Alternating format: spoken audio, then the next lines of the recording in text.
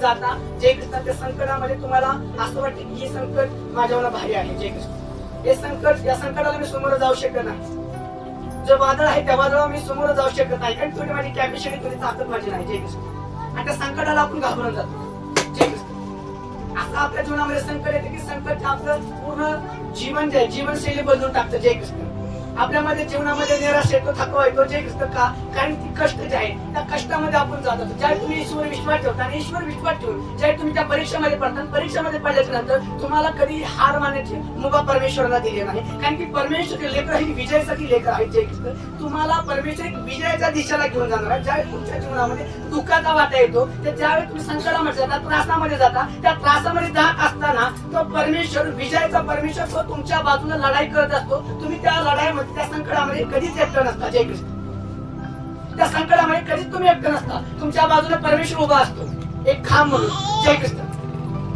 ज्यावेळेस तुम्ही कष्ट संकटामध्ये जाता, त्या कष्टामध्ये जाता, ज्यावेळेस तुम्ही त्या कष्टातून बाहेर येता, त्या संकटातून बाहेर येता, त्यावेळेस तुम्ही एका बलवान व्यक्तीसारखं तुम्ही एक तयार होऊन येता जय कृष्ण.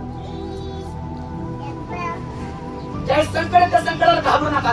संकट तुम्हाला त्या संकटामध्ये तुम्हाला परमेश्वर तयार करत असतो जय कृष्ण. त्या संकटामध्ये परमेश्वर तुम्हाला तयार करत असतो की तुझ्या जीवनामध्ये तुला युद्धामध्ये कसं तुला युद्ध करायचं आहे. ते युद्ध करायचं संकटामध्ये परमेश्वर तुम्हाला युद्ध करायला शिकवतो की तुम्हाला तुमच्या जीवनामध्ये युद्ध कसं करायचं आहे, युद्धाची तयारी कशी करायची आहे जय कृष्ण. युद्ध कुठं करायचं आहे, युद्धाची तयारी कशी करायची आहे जय कृष्ण. ही परमेश्वर तुम्हाला शिकवतो. कधी शिकवतो?